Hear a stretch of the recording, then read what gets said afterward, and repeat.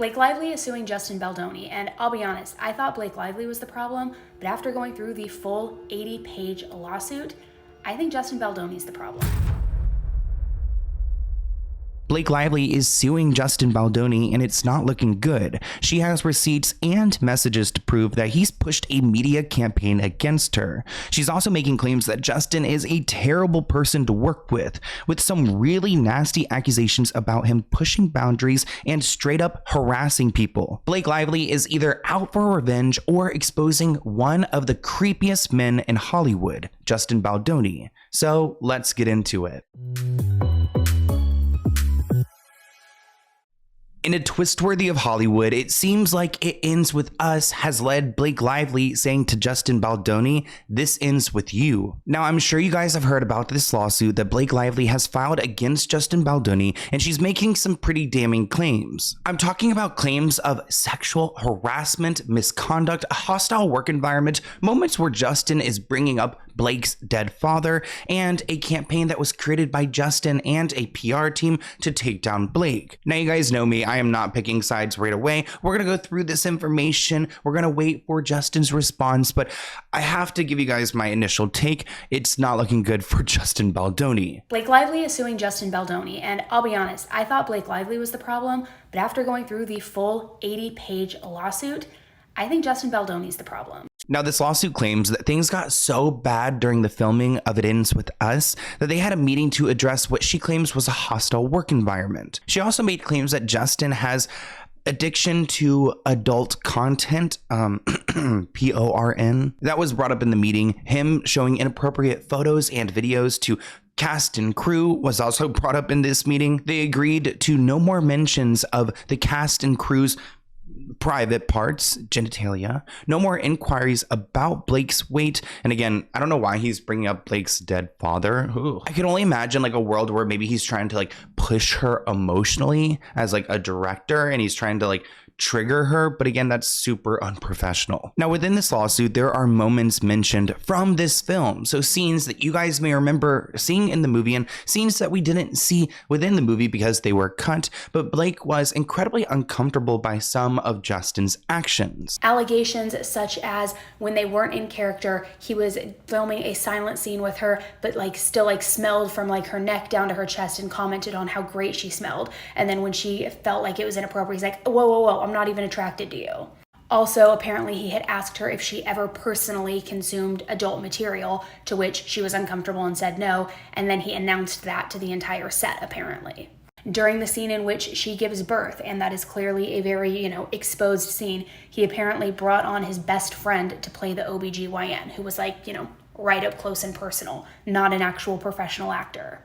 Now, on top of everything that happened on set, we've got what happened after set and this press tour, because Blake really did herself dirty during this press tour, but then Justin, along with his PR team, they did their big one, destroying her. But she's back with a vengeance and claiming that they actually decided that they were going to take this approach of an upbeat, a happy like promo for the movie, because in the world with like Barbie and Wicked, do people really want to go and see a movie that is so intense and could be triggering to a lot of people? Domestic violence, we don't even need to get into it, but Blake wanted a more upbeat pitch about her character's resilience, as the marketing plan stated that they had approved of, and Justin was going to take more of the DV route and advocacy. Blake claims that then Justin and company then engaged in social manipulation to destroy her reputation. This suit includes texts from Justin's publicist to the studio publicist, which says that Justin wants to feel like Blake can be buried, and quote, said, "We can't write, we will destroy her." According to Blake's complaint, the emotional impact has been extreme, not only affecting her, but her family, including her husband and 4 children.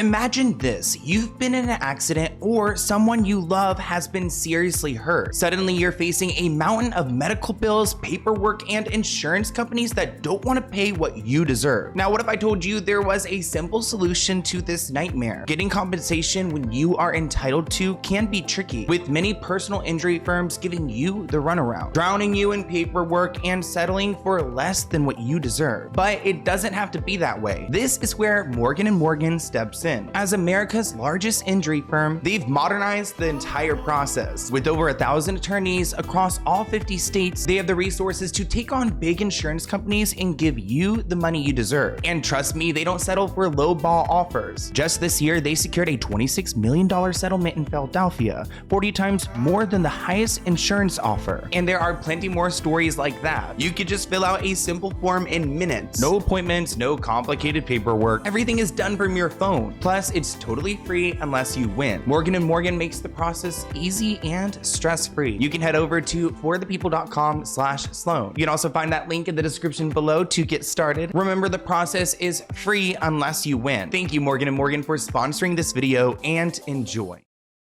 Now, Justin Baldoni has hired Brian Friedman, who I have opinions about. I'm getting to the point where I'm like, do I stop giving my opinion about Brian Friedman before I get myself in trouble? I mean, I have protested outside his office. Maybe I'll leave it at that and we'll just kind of refresh when it comes to Brian Friedman for 2025. I mean, I could go on and on about him, but we're not going to in this video. Let's just say he's typically representing the bad guys.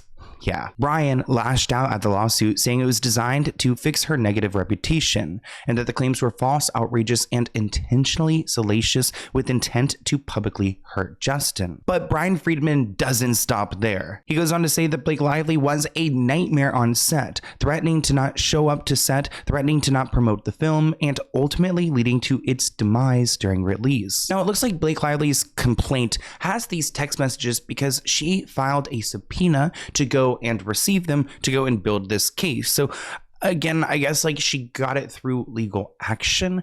I actually initially thought who switched up on Justin Baldoni and gave Blake these text messages, but supposedly she retrieved them through the court system. Now, these text messages are pretty bad. I mean, because they include moments where Justin is talking about proposing this idea of a full social account takedown and threads of theories and working to change the narrative. So he wanted to leverage platforms like Twitter and do I even say X? I don't even want to say X. I'm going to continue to say Twitter. That's gonna go through 2025. But you guys know how tweets can blow up and how TikToks can blow up. And you could see this thread about everything that's horrible about Blake Lively. Well, she's claiming that he was part of orchestrating all of that. I'm currently reading through all 70-some pages of Blake Lively's lawsuit against Justin Baldoni, and I am shocked she came with receipts. So while the criticism around the marketing still stands and is 100% correct, basically that's on Sony, not on her. This lawsuit is stating that that was the marketing team's tactic that everyone agreed to, and after the allegations that she's making against Justin Baldoni happened, he went a completely different route, using domestic violence survivor content to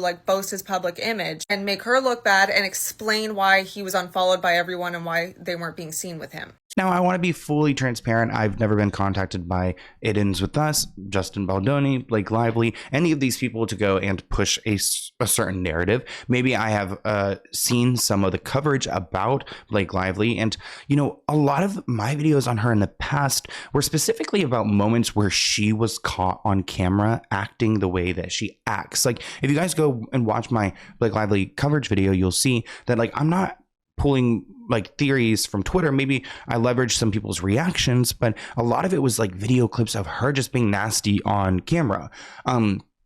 With that in mind, I'm still not going to discount the fact that maybe she does have a really crazy case here against Justin Baldoni, and maybe he's just an absolute creep. I mean, I've seen a few fallouts recently in Hollywood from people you just never know who's going to be the nasty one. But again, these text messages are pretty bad for Justin and his team. The reason I want to reiterate that is because if you're going for defamation or slander, you have to show intent. For example, one of the reasons why I have not been sued before, I've gotten a bunch of cease and desist letters, but I've never actually been sued, which knock on wood, we don't want that. I've gotten my cease and desist letters, but I haven't been sued because you have to show intent, that someone wants to intentionally spread fake information or news. And the fact that they're showing intent through these text messages that he really wanted to orchestrate this plan, this narrative, shows that he did intend to defame her. He wasn't trying to go and speak his truth or to warn people. He was actually trying to create this universe where Blake Lively is a bad person. Granted, it seems like there's a lot of bad apples in Hollywood. I just don't know who to believe anymore. Now, another exhibit that accompanied Blake Lively's lawsuit, also obtained by Rolling Stone, contained these text messages and emails between Justin Baldoni and executive Jennifer and crisis management expert Melissa. In the correspondence, you could see Justin is initially concerned that there's not much of a defense in the planning document if Blake was to go on the offense. Again, this is them initially planning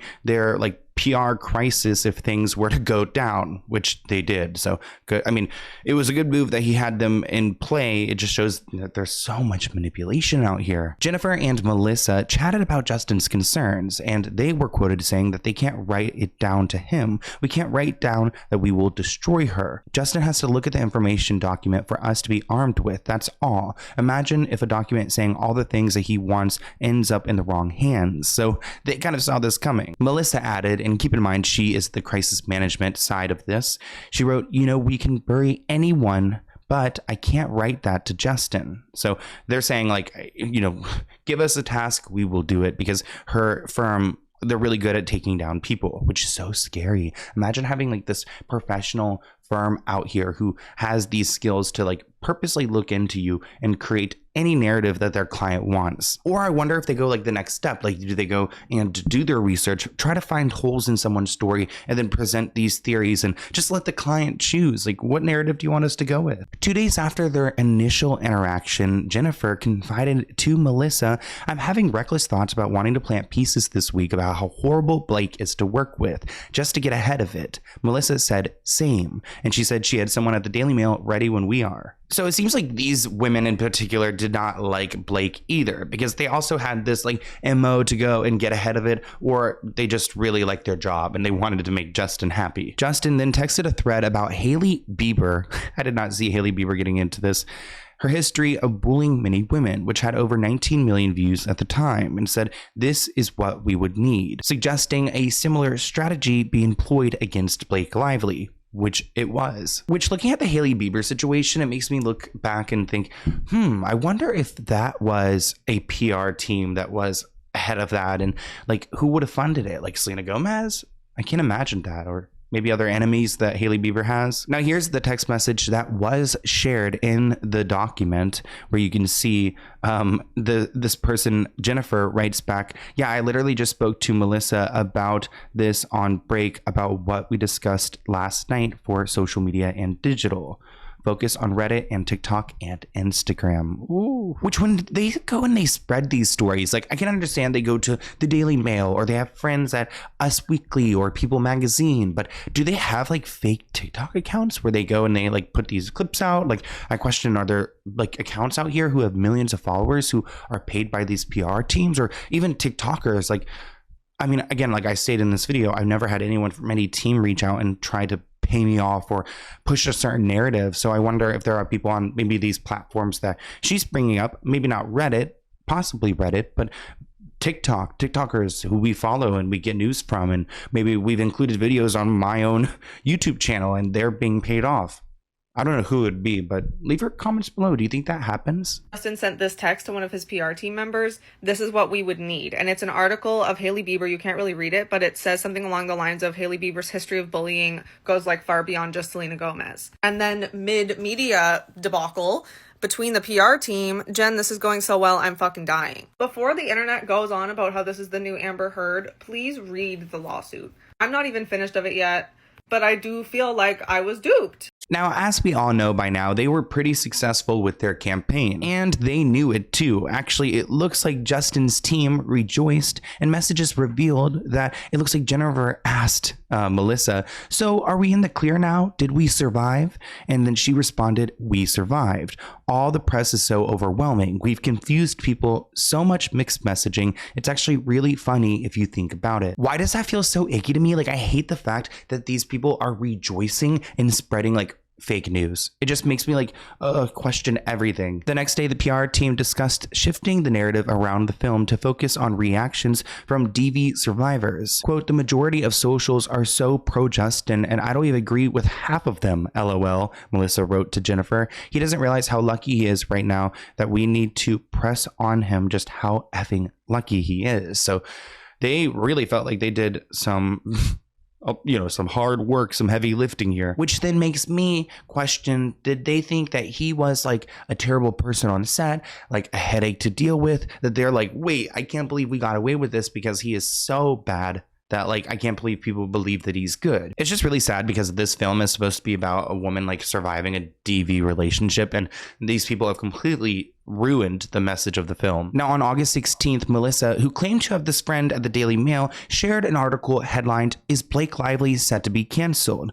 She texted it to Jennifer, and Jennifer said, "Wow, you really outdid yourself with this piece." And Melissa said, "That's why you hired me, right? I'm the best." Now, here is the article that she had submitted to the Daily Mail and had covered. So it looks like right here we can see it's by Alana and Joe Tweedy, which I wonder which one is the one working with the crisis management firm, because again, that's like a kind of a question into their morality as a reporter. In the lawsuit, Blake claims that Justin and his team had a targeted multi-channel online attack against her, which, I mean, looking at the evidence, she sounds about right. I wonder if she had her own team working on something else against him.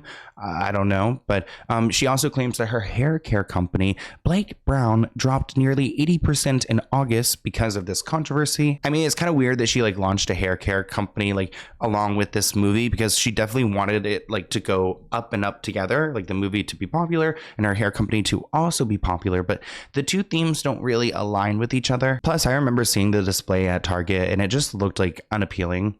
Not that I'm like a big hair care person, but I don't know.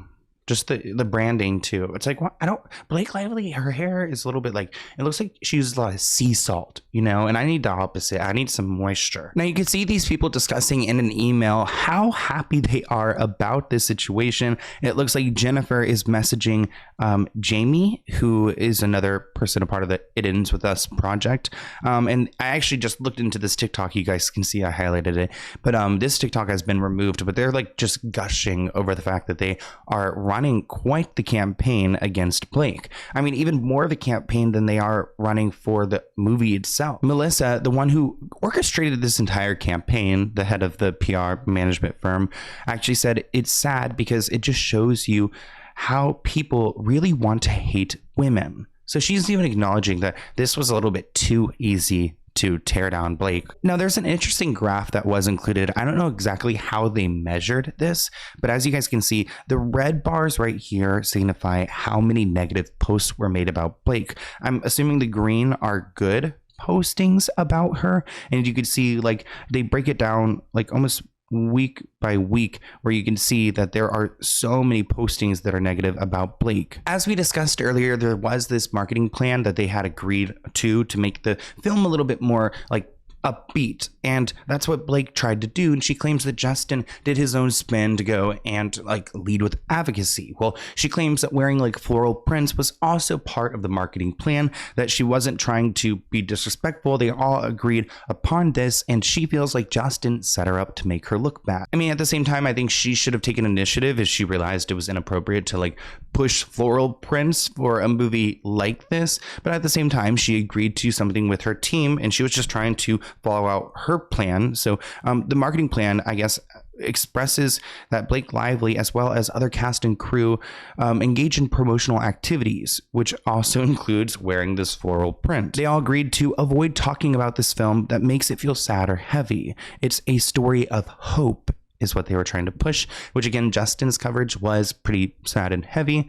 I think also because of his character, it's like you can't really go and push hope whenever he's the one who's like the violent one in the film. They specifically say what to avoid. Avoid talking about the film being a representation of every woman's story, which again, this is something that Justin did the opposite of. I mean, he went and he really spoke to the bigger picture of everything else, but they really wanted to hone in and make it like about the author Colleen Hoover's story and the book, opposed to like a bigger message, which again, Justin led with the bigger message, which actually was received better it read more authentic. They claim that at first he was playing along and he wore his floral shirts and he was going to these pop-up events at these floral markets, but he then shifted his focus away from the message of a female triumph to instead capitalize on female trauma. That's what Blake is claiming. After the film's premiere, Justin changed his Instagram profile, canceled the lighthearted social media post, and instructed his team to look for survivor reactions and support. It sounds really gross because do these people even care about survivors? I mean, this article reads that Jennifer cautioned Justin, so warned him that this shift very quickly might be too drastic too soon. But Justin insisted on a TikTok strategy and that his promotional activities for the film would then amplify this survivor content that he's trying to push. Again, like really gross if they're like not actually advocating for survivors, but like realizing they could go and use this as a ploy. You see how Justin Baldoni and his wife show up to the Ends With Us premiere? Very demure, very mindful, very much so. They don't show up to a movie release dressed in head to toe, florals representing a movie to be romantic and loving and compassionate. When it represents something like DV, you dress modestly. Now, maybe Justin realized the impact of this film and the general reactions and wanted to switch his gears. But at the same time, I can understand how Blake is now saying, hey, you could have told us and like kept us in the loop, because you are actually creating a reaction where it seems like everyone else who's a part of the movie are on a different page and you are in this like upper echelon of like survivors and content. And while I advocate for survivors, I don't really like this idea that he's like messaging his team about getting DMs and sharing the DMs on a story. It's not really impacting him as a person. He's just noticing that it's doing well for him and he's leaning into it. But let's get into some of the more inappropriate claims, the harassment claims Blake has against Justin. We spoke about this briefly earlier, but on that day where Blake gave birth in this scene, Justin supposedly pressured Blake to do the scene fully nude. Justin insisted to Blake that women give birth naked and that his wife had ripped her clothes off during labor. He claimed it was not normal for women to remain in hospital gowns while giving birth, which Blake disagreed. I mean, keep in mind, hasn't Blake had 4 children? I believe. So, I mean, she would know better than maybe Justin. So Blake claims that she felt forced to compromise that she would have to be naked from below the chest down. Now, Blake claims while filming this birth scene, she was not given anything to cover herself with during takes, even though she asked multiple times. Even worse, the man who played the OBGYN was not even a local actor. He was introduced as Justin's best friend, which again seems super unprofessional that she has to be fully nude in front of this guy who's not even a professional actor. So how many takes are they going to have to do? Blake felt that this selection of Justin's friend for this intimate role in which the actor's face and hands were close to her private parts was invasive and humiliating. Now, Mr. Heath is also part of this film, and Blake also felt really uncomfortable with a moment where it looks like Mr. Heath was showing Blake and her assistant a video of a fully nude woman. She first thought this was adult content, but then learned that it was actually Mr. Heath's wife, which she then asked him, does your wife know that you're showing this video to random people? He then replied, she isn't weird about this stuff, as if like Blake was the weird one for not like welcoming that, like, oh, let me see this video of your wife giving birth. Justin added detail to a scene to the film in which the underage version of Blake's character loses her virginity. In both the book and script for the film, there was no scene. Instead, the details about this moment were left to the audience's imagination. But Justin added in considerable details, including both the dialogue between a young Lily and her boyfriend about the loss of her V card, as well as a scene in which Justin filmed and included his initial cut in the film. Blake wasn't a part of this scene and later was informed that it was shot. After Justin called cut over the scene, he walked over to actors and said, I know I'm not supposed to say this, but that was hot. Did you two practice this before? Again, speaking about like a Lily character who's supposed to be underage and just had a very intimate scene. Justin often referred to women in the workplace as sexy. When they expressed discomfort effort, Justin would deflect and try to pass it off, which undermined Blake and others' concerns. Now, throughout the film, supposedly Justin Baldoni and Mr. Heath invaded Blake's privacy by entering her makeup trailer uninvited. Actually, that day that she tried to have that group meeting about the hostile work environment, Mr. Heath barged into her trailer and told her, hey, I need to talk to you. Well, she was topless and in hair and makeup. And he said, well, you know what? I don't care. I'm going to talk to you now, or we're not going to have this group meeting. And he came in there, and at first he was like turned around with his back towards Blake, which is so weird. They're having a full conversation during that. And then at one point, Blake looked over and said she saw Mr. Heath staring at her topless, which again made her uncomfortable, as anyone would feel uncomfortable. That's weird. Now, this next section is insane. I'm going to read it to you guys verbatim. It reads, when Blake caught strep throat, Justin offered as a gift to connect her with an expert he had on retainer to help her with probiotics and to combat the sickness. When Blake went to fill out privacy forms, she saw the expert was not what Justin had represented her to be, but was instead a weight loss specialist. Blake felt once again that Justin was shaming her for her body and her weight. Can you imagine having a coworker like try to send you to a doctor, but it turns out it's like imagine if you like had some back pain or something, and then you went to a doctor and it's like a plastic surgeon. Like, what the hell?